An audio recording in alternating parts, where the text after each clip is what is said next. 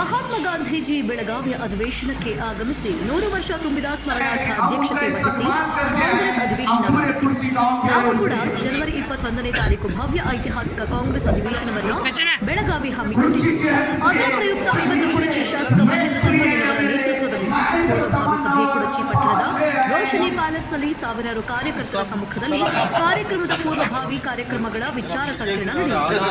ಬೆಂಗಳೂರು ಪುಲಕೇಶಿ ನಗರ ಶಾಸಕ ಎ.ಸಿ. ಶ್ರೀನಿವಾಸ್ ಈ ಕಾರ್ಯಕ್ರಮದ ಉಸ್ತುವಾರಿಯಾಗಿ ಆಗಮಿಸಿ ಮುಂಬರುವ ಪಾರಂಪರಿಕ ಕಾರ್ಯಕ್ರಮದ ಬಗ್ಗೆ ಮಾತನಾಡಿ, ಕುಡಚಿ ಮತಕ್ಷೇತ್ರದಿಂದ ಸುಮಾರು 3,000 ರಿಂದ 5,000 ಜನ ಸೇರುತ್ತಾರೆ ಎಂಬ ದೊಡ್ಡ ನಿರೀಕ್ಷೆ ನಮಗೆ ಉಂಟಾಗಿದೆ. ಅದಕ್ಕೆಲ್ಲ ಕಾರಣ ನಮ್ಮ ಸರ್ಕಾರದ ಗ್ಯಾರಂಟಿ ಯೋಜನೆ. ನಮ್ಮ ಜನಪ್ರಿಯ ಶಾಸಕರಾದ ಕುರ್ಚಿ ಮತಕ್ಷೇತ್ರ ಶಾಸಕರ ಶ್ರೀ ಮಹೇಂದ್ರಣ್ಣ ತಮ್ಮಣ್ಣವರ ಪರವಾಗಿ ತಮ್ಮೆಲ್ಲರ ಪರವಾಗಿ ಮತ್ತು ಶಾಸಕ ಮಹೇಶಣ್ಣ ತಮ್ಮಣ್ಣವರ ಪರವಾಗಿ ಇವರಿಗೆ ಹೃತ್ಪೂರ್ವಕ ಸ್ವಾಗತವನ್ನು ಕೊಡ್ತೀವಿ. ಎಲ್ಲರ ಚಪ್ಪಾಳೆ ಮುಖಾಂತರ ಸ್ವಾಗತವನ್ನು ಮಾಡಬೇಕೆಂದು ವಿನಂತಿಸುತ್ತೇನೆ.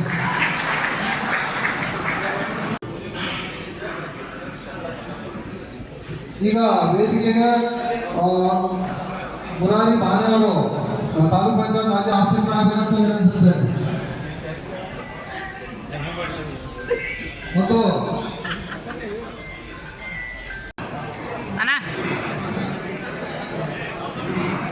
ಸರ್ಕಾರವನ್ನು ಗ್ರಾಮ ಪಂಚಾಯತ್ ಸದಸ್ಯರು ನಡೆಸುತ್ತಿದ್ದಾರೆ. ನಮ್ಮ ಕುರ್ಚಿ ಪರವಾಗಿ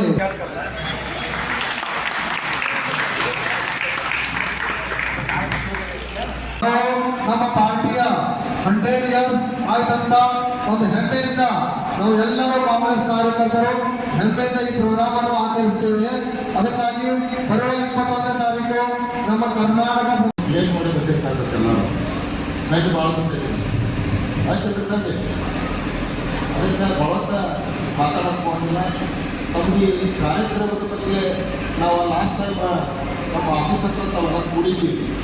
ನಾವೆಲ್ಲ ಏನು ಮಾಡ್ಕೋಬೇಕು, ಹೆಂಗೆ ಹೋಗ್ಬೇಕು, ಎಷ್ಟು ಗಾಡಿ ಮಾಡ್ಕೋಬೇಕು ಅಂತಂಬುದೆಲ್ಲ ತಮಗೆಲ್ಲ ಗಮನಕ್ಕೆ ಬೇಕಿವಿ.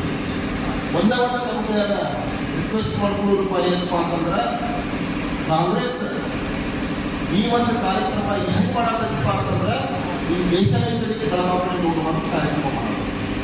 ಯಾಕಂದ್ರೆ ಐತಿಹಾಸಿಕವಾಗಿರ್ತಕ್ಕಂಥ ಕಾರ್ಯಕ್ರಮ ಏನು 1924 ಗಾಂಧಿ ಅವ್ರು ಏನು ನಮ್ಮ ಈ ಒಂದು ನಮ್ಮ ಇತರದ ಅಧ್ಯಕ್ಷ ಸ್ಥಾನ ವಹಿಸ್ಕೊಂಡಿದ್ರಲ್ಲ 2024ಕ್ಕೆ 100 ವರ್ಷ.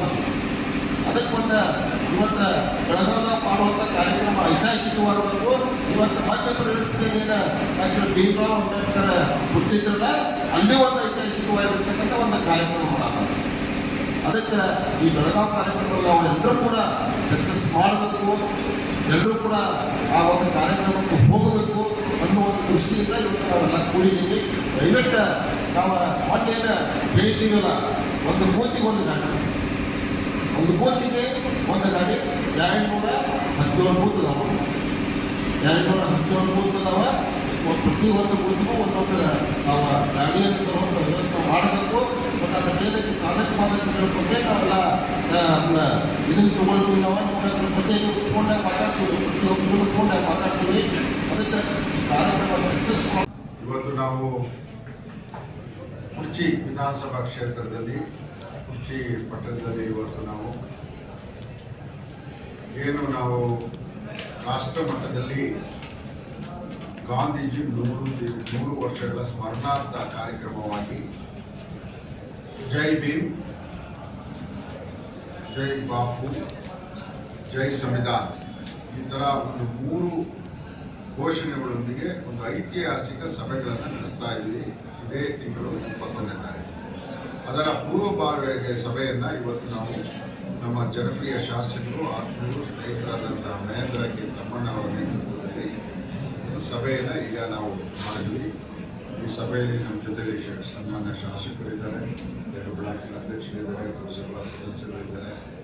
ನಾವು ಈ ಸಂದರ್ಭದಲ್ಲಿ ಹೇಳೋದೇನೆಂದರೆ, ಈ ಸಭೆ ತುಂಬ ಐತಿಹಾಸಿಕ. ಯಾಕಂದರೆ 100 ವರ್ಷಗಳ ಹಿಂದೆ ಇದೇ ಕಾಂಗ್ರೆಸ್ ಪಕ್ಷದ ಅಧ್ಯಕ್ಷರಾಗಿ ಅಧ್ಯಕ್ಷತೆ ವಹಿಸಿ ನಮ್ಮ ರಾಷ್ಟ್ರಪಿತ ಮಹಾತ್ಮ ಗಾಂಧೀಜಿಯವರು ಈ ಬೆಳಗಾವಿ ನಗರದಲ್ಲಿ ಸಭೆ ಮಾಡಿದರು. ಅದರ ಸ್ಮರಣಾರ್ಥ ನಾವು 100 ವರ್ಷಗಳಲ್ಲಿ ಅದೇ ಕಾಂಗ್ರೆಸ್ ಸಭೆಯನ್ನು ಇಲ್ಲಿ ಮಾಡ್ತಾ ಇದ್ದೀವಿ. ಇದು ಈ ಸಭೆಗೆ ACC ಅಧ್ಯಕ್ಷ ಅಂತ ಮಲ್ಲಿಕಾರ್ಜುನ್ ಖರ್ಗೆಜಿಯವರು, ರಾಹುಲ್ ಜಿಯವರು, ಸೋನಿಯಾ ಅವರು, ಪಕ್ಷದ ಎಲ್ಲ ಹಿರಿಯ ನಾಯಕರು ಹಾಗೂ ನಮ್ಮ ರಾಜ್ಯದ ಮುಖ್ಯಮಂತ್ರಿಗಳು, ಉಪಮುಖ್ಯಮಂತ್ರಿಗಳು, ನಮ್ಮ ಅಧ್ಯಕ್ಷರು, ಕ್ಯಾಬಿನೆಟ್ ಎಲ್ಲ ಮಂತ್ರಿಗಳು, ಶಾಸಕರು, MP ಗಳು, ಹಿರಿಯ ನಾಯಕರುಗಳು ಬರ್ತಾ ಇದ್ದಾರೆ.